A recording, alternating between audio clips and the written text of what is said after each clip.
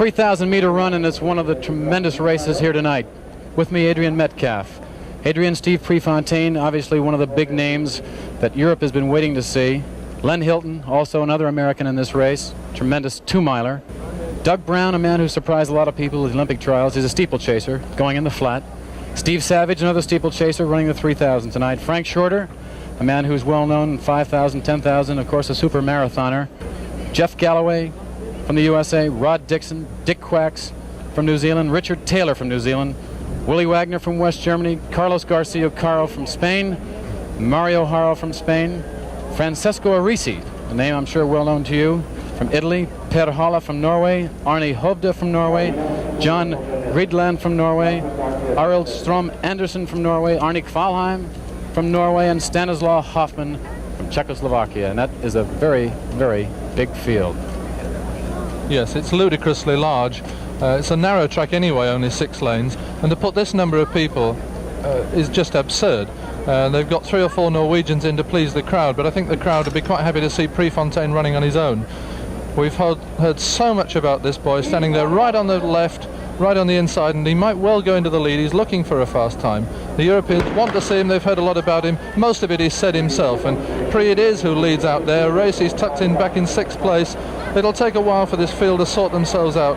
It's a very large one, and somebody's going to have to do a very fast first lap if they're going to get away. Kvalheim looks like he jumped into the lead on that.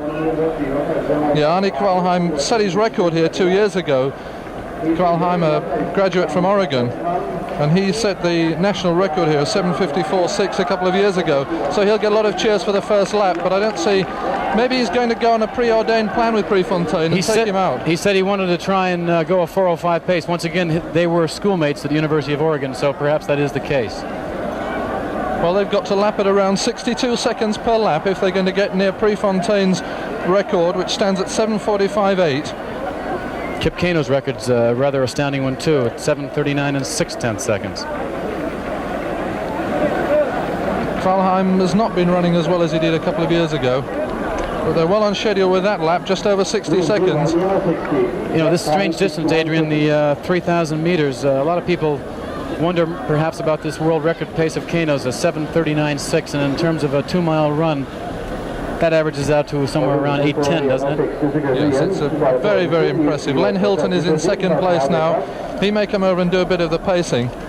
And little Mariano Haro there in 4th place. He's a very dangerous runner. I saw him training the other day, and he was just working out very loosely, but he's going to be one of the danger men in the longer distance in this in Munich, in the 10,000. But he's a very dogged runner. He's the Spanish record holder. He's in 4th. The tall figure of Franco Aresi is way back in 7th place at the moment, and he's going to have to make a break to stay with the field. Shorter right in front of him. Of course, better in the long distances. This is a real sprint for him tonight. Still Arne Kvalheim getting a few cheers down the back straight, looking nice and relaxed.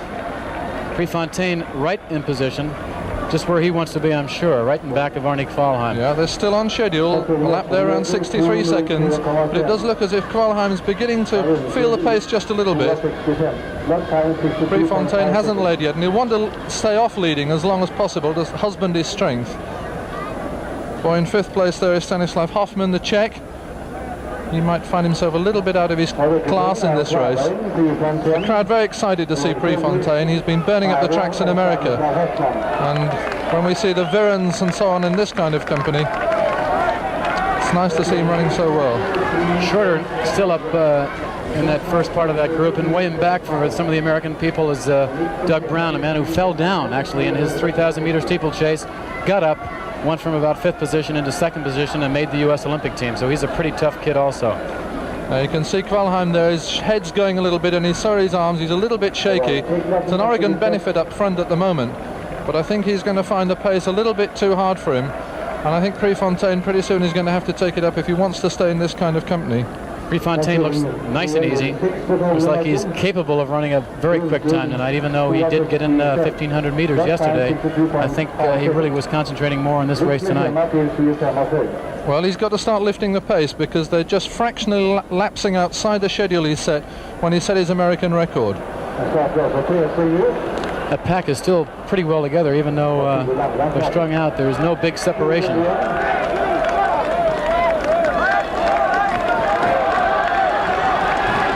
Still Kvalheim leading.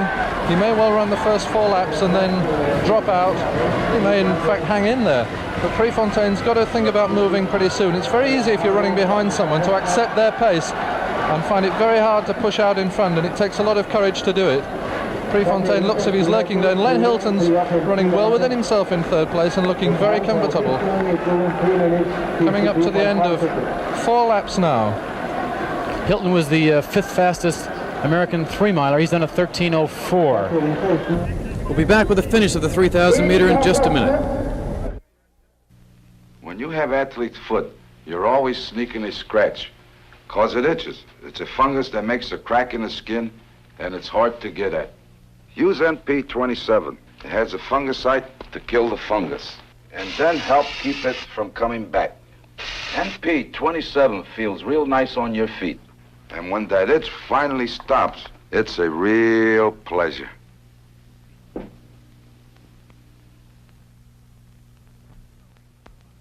When sculling was a popular sport to watch, Pabst Blue Ribbon was already America's great beer. It still is today. For Pabst is the beer that has always made America's good times even better. Blue Ribbon has the flavor our country likes. Good old-time flavor. Only Pabst has it. Pabst Blue Ribbon beer. Setting the pace since 1844 as the very first of the great Milwaukee brewers. Prefontaine, Kvalheim's calling him through, and Prefontaine is starting to take it up. He gets a pat on the back from Arne Kvalheim. Kvalheim drops out, and now Prefontaine, a little shake of the arms, and away he goes on his bid to break this record. Looking very loose. He's got 5 or 6 yards on Len Hilton, Mariano Haro in 3rd place, and Hoffman of Czechoslovakia in 4th. Dick Fax of New Zealand in 5th, and the rest of the Americans tailing back in this field as their champion and record holder goes down the back straight, looking very strong. America 1st and 2nd, and Haro, Spain, leading a chase on Prefontaine. They're coming up to the end of 5 laps, and they're just about on schedule for that American record. The time, remember, 7:45.8. Hilton still looming behind Prefontaine, so the Americans 1-2 right now. Haro of Spain in 3rd position, about, 12 yards back right now, Adrian. Frank Shorter hanging on to a 5th place position.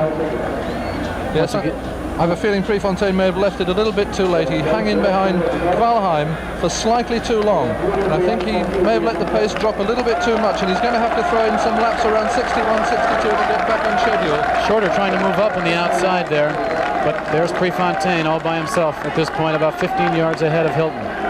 And the thing I admire about Prefontaine is that he says he's going to do something, and he has the courage to do it. He's like David Bedford, he's like Ron Clark, he's like all the great leaders in middle distance running who commit themselves and then they live up to it. And the hardest thing in the world is to say you're going to do something and then go out and prove it in front of, as here, 25,000 cheering and shouting fans, but very critical fans too if you don't come back with the goods.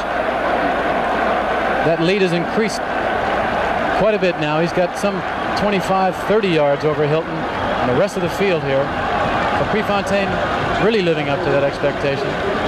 Just over 500 meters to go. He's a little bit outside schedule. He's going to have to throw in a very fast last lap if he's going to break this American record. You can see though the way he's cut away from the rest of this field. He's going to be coming up to the bell now, and he's got maybe 30 yards on the rest of the field, and he knows when he gets the bell he's got to start racing. So here he goes.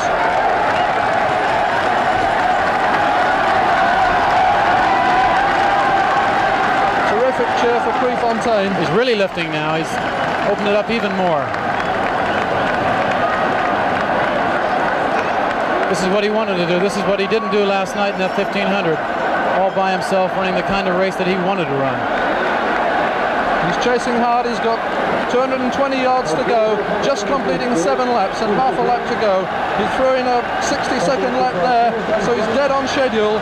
The time to beat is 7:45.8, and he's running a little bit on his back. He's looking a little bit tired, but he's digging deep into those reserves that have brought him so many American records. The crowd are cheering because the Norwegian is leading the chase in 2nd place, but Len Hilton's pulled through, and now it's America 1 and 2. So Prefontaine coming down all the way and looking for this American record. It's 7:45.8 to beat. Prefontaine digging in hard. He's going to be very, very close to it. Down the line there, he's inside that American record, so it's another one. Len Hilton gets 2nd place. Dick New Zealand gets third and Norwegian fourth, Hoffman of Czechoslovakia fifth. But no doubt about the winner, magnificent run, he's done it again, and he's given due warning to all those men like Bedford he's going to meet in Munich that he's going to be very hard to beat.